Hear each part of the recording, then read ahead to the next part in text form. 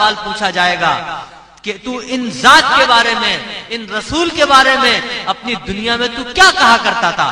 تو یاد رکھیں کہ تیسرے سوال کا صحیح جواب دینے کی صورت میں اس مردے کے لیے قبر میں جنت کی کھڑکی کھول دی جائے گی، اور اگر سوال کا جواب غلط دیا تو پھر جہنم اور دوزخ کی کھڑکی کھول دی جائے گی۔ تو اگر ہم آقا علیہ السلام کے بارے میں صحیح عقیدہ رکھتے ہوں گے، صحیح نظریہ ہوگا، پیارے آقا علیہ السلام سے سچی محبت رکھتے ہوں گے، تو ہم قبر میں بھی یہ بات کہہ دیں گے جیسے وہ کہتے ہیں کہ میرا لاشا بھی کہے گا الصلاۃ والسلام، تو ہم قبر میں بھی صلاۃ و سلام پڑھنا شروع کر دیں گے کہ یہ تو ہمارے آقا ہیں، ہم تو اپنی زندگی میں ان پر صلاۃ و سلام پڑھا کرتے تھے، تو یہاں کیوں نہ پڑھیں گے؟ اور اگر ہم نے یہ کہہ دیا کہ ہم تو ان کے بارے میں پتہ نہیں کیا کیا کہا کرتے تھے، تو آپ خود سمجھ سکتے ہیں کہ پھر کون سی کھڑکی کھلے گی، اور اگر صلاۃ و سلام پڑھ دیا تو پھر کون سی کھڑکی کھلے گی، یہ آپ سب سمجھ سکتے ہیں۔ تو پیارے آقا علیہ الصلوۃ والسلام کی سچی محبت ہم کو اپنے دل میں بسانی چاہیے، تبھی ہمارا دین کامل ہو سکتا ہے۔ قبر کا معاملہ بڑا نازک ہے، ہمیں تو اس کا بہت خوف ہونا چاہیے۔ ہم جو ٹھٹھے مار کے ہنسنے لگتے ہیں، ہماری ہنسی، میرے آقا علیہ السلام بڑی گریہ وزاری کرتے تھے، بڑے رویا کرتے تھے۔ صحابہ کرام نے پوچھا کہ یا رسول اللہ آپ اتنی گریہ وزاری کیوں کرتے ہیں؟ آپ نے فرمایا جو کچھ میں جانتا ہوں اگر تم لوگ جان لو تو میں تو کبھی کبھی مسکرا دیتا ہوں، تم تو بالکل ہی نہ مسکراؤ جو میں جانتا ہوں۔ تو ہماری تو کوئی حالت ہی نہیں ہے، اور ہمارے کہکہے لگانے کا اور خوشی کا عالم یہ ہے جیسے ہم نے اپنے سارے معاملات طے کیے ہوئے، جیسے اللہ تبارک و تعالیٰ سے ہم نے سب کچھ طے کر لیا ہے۔ فاروق اعظم رضی اللہ تعالی عنہ، جلیل القدر صحابی، ان کا کیا عالم تھا، ان کا کیا مقام تھا کہ ایک مرتبہ مولا علی، حضرت علی رضی اللہ تعالی عنہ نے ان کے بارے میں کہا کہ العمر سراج اہل الجنہ، کہ یہ عمر جو ہے نا، یہ عمر یہ جنت والوں کے چراغ ہیں، اہل جنت کے چراغ ہیں۔ تو حضرت عمر رضی اللہ تعالیٰ عنہ یہ سن کر صرف خوش نہیں ہوئے، بلکہ انہوں نے مولا علی سے گزارش کی کہ اے علی، یہ جو آپ نے ابھی جملہ فرمایا ہے اس کو مجھے کاغذ پہ لکھ کر دے دیجئے۔ مولا علی نے کہا کہ زبانی کہہ دیا کافی نہیں ہے، لکھوانے کی کیا ضرورت ہے؟ انہوں نے کہا آپ لکھ کر تو دیجئے۔ مولا علی نے لکھ کر دے دیا۔ حضرت عمر رضی اللہ عنہ نے کاغذ لیا اور اپنے غلام کو بلا کر اس کو دیتے ہوئے کہا کہ جب میں مر جاؤں تو یہ کاغذ میرے ساتھ میری قبر میں رکھ دینا، جب میں مر کے رب کی بارگاہ میں پہنچوں گا، رب پوچھے گا کہ عمر دنیا سے کیا لائے ہو، تو میں مولا علی کا یہ رقعہ دکھاؤں گا کہ یا رب یہ رقعہ لے کر آیا ہوں، کہ مولا علی یہ کہا کرتے تھے کہ میں جو ہوں جنت کا چراغ ہوں۔ تو دیکھیں اتنی گریہ وزاری، ایک شخص کو خانہ کعبہ کے پاس دیکھا گیا کہ غلاف سے لپٹ کر گڑ گڑا رہا ہے، گزارش کر رہا ہے کہ یا باری تعالیٰ، اے رب کائنات، جب تو روز محشر مجھ کو اٹھانا تو نابینا کر کے اٹھانا۔ لوگ جو قرب و جوار میں موجود تھے بڑے حیران ہوئے کہ یہ کیسی دعا ہے، بڑا عجیب آدمی ہے، اور روئے چلے جا رہے ہیں، گریہ وزاری کیے چلے جا رہے ہیں۔ جب ان کو پلٹایا کہ اے شخص یہ تم کیسی دعا کر رہے ہو، جب وہ پلٹے تو لوگوں کی چیخیں نکل گئیں، وہ حضور غوث اعظم رضی اللہ تعالیٰ عنہ تھے۔ ان کی گریہ وزاری، ان کی انکساری کا یہ عالم تھا۔ ان کا کہنا کیا تھا کہ مجھے اپنے نامہ اعمال پہ یقین نہیں ہے، میں اتنا گناہگار ہوں کہ میرا نامہ اعمال یقیناً برائیوں سے بھرا ہوگا، تو میں اس کو اپنی آنکھوں سے کیسے دیکھوں گا، لہذا دعا کر رہا ہوں کہ یا مولا مجھ کو نابینا کر کے اٹھانا۔ آج کیا ہم میں ذرا بھی اتنی بات ہے کہ ہم اپنے نامہ اعمال کو آنکھوں سے دیکھ سکیں؟ اگر نہیں ہے تو ہم ان جیسی سیرت کو اپنے اوپر کیوں نہیں اختیار کرتے؟ ہم آقا علیہ السلام کی تعلیمات کو اپنی زندگی کا حصہ کیوں نہیں بناتے؟ ہم صرف شہادت امام حسین سن لیتے ہیں، واقعہ پڑھ لیتے ہیں، لیکن اس سے صحیح نصیحت کیوں نہیں حاصل کرتے؟ ہمیں مولا علی، حضرت علی رضی اللہ تعالی عنہ کی سیرت کو پڑھنا چاہیے، حضرت حسنین کریمین کی سیرت کو پڑھنا چاہیے۔ حسنین کریمین جن کا مقام، جن کا رتبہ، جن کا آپس میں تعلق، کیونکہ دونوں سگے بھائی تھے، اتنا گہرا تھا کہ میرے آقا علیہ الصلوۃ والسلام کو وہ دونوں اتنے شدید پیارے تھے، جیسے جمعے میں آپ کو ان کی بہت سی روایت بتا چکا ہوں ایک اور روایت آپ کی گوش گزار کرنا چاہتا ہوں کہ امام حسن اور امام حسین جب دونوں چھوٹے تھے، شہزادے تھے، تو آپس میں لڑا کرتے تھے جیسے بچے لڑتے ہیں. تو دونوں کی کشتی ہو رہی تھی، دونوں آپس میں لڑ رہے تھے. آقا علیہ الصلوۃ والسلام وہاں تشریف فرماتے.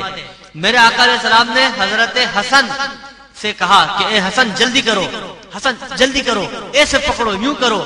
تو بی بی فاطمہ جو دونوں شہزادوں کی والدہ تھی، انہوں نے کہا کہ یا رسول اللہ صلی اللہ علیہ وسلم آپ خالی حسن کو کیوں کہہ رہے ہیں؟ حسین بھی تو ہے، آپ حسین سے کیوں نہیں کہہ رہے کہ ایسے کرو اور ویسے کرو؟ میرے پیارے آقا علیہ السلام نے مسکرا کر ارشاد فرمایا کہ حسین سے میرے کہنے کی ضرورت ہی نہیں ہے، جبریل یہاں موجود ہیں اور وہ حسین کی حوصلہ افزائی کر رہے ہیں اور وہ کہہ رہے ہیں کہ حسین جلدی کرو، حسین ایسے کرو. تو اتنے عظیم شہزادے کہ فرشتے بھی ان کی جھرمٹ میں آ کر فیض پایا کرتے تھے، فرشتے بھی ان کو دیکھ کر لطف اندوز ہوا کرتے تھے. تو جن کا مقام سیدہ شباب اہل جنہ ہو، جو جنتی مردوں کے سردار ہوں. یاد رکھیں مردوں کا سردار کیوں کہا؟ کیا جنتی بوڑھوں کے سردار نہیں ہوں گے؟ کیا جنتی بچوں کے سردار نہیں ہوں گے؟ اس کی وجہ یہ ہے کہ روز محشر میں جب انسانوں کو اٹھایا جائے گا تو دنیا میں کوئی بوڑھا مرا ہو یا بچہ مرا ہو یا جوان مرا ہو، سب کے سب وہاں جوان کی حالت میں ہوں گے. جنت میں سب کے سب اپنی پوری جوانی کے ساتھ ہوں گے. تو جب سب جوان ہوں گے، اسی لیے فرمایا کہ حسن اور حسین جنتی مردوں کے سردار ہوں گے. ہمیں ان کی تعلیمات میں بڑا حصہ ملا. پیارے آقا علیہ الصلوۃ والسلام کی سیرت ہمارے سامنے ہے، ہمیں چاہیے کہ ان کی سیرت کو پڑھیں. آج ہمارے غصے کا یہ عالم ہے کیونکہ ہم نے صبر و برداشت ختم ہو چکی ہے. ہم ایک دوسرے کو کاٹ کھانے کے لیے دوڑتے ہیں. آقا علیہ السلام کی صبر و برداشت، آقا علیہ السلام کی تعلیمات کا کیا عالم تھا کہ ایک صحابی حضرت سعد جو ہر وقت ان کی خدمت میں رہتے تھے، وہ عرض کرتے ہیں کہ میں نے 10 سال رسول اللہ صلی اللہ علیہ وسلم کی خدمت میں گزارے، لیکن کبھی میرے آقا نے مجھ کو یہ نہیں کہا کہ اے سعد تم نے یہ کام کیوں کیا، اور نہ کبھی یہ کہا کہ اے سعد تم نے یہ کام کیوں نہیں کیا. اگر کوئی اپنے غلام کو کسی کام کے کرنے کا حکم دیتا ہے، تاخیر ہو جاتی ہے، انسان نہیں کر سکا، ہم فوراً اس پہ کہنا شروع کر دیتے ہیں کہ تم نے یہ کیوں نہیں کیا، تم نے وہ کیوں نہیں کیا.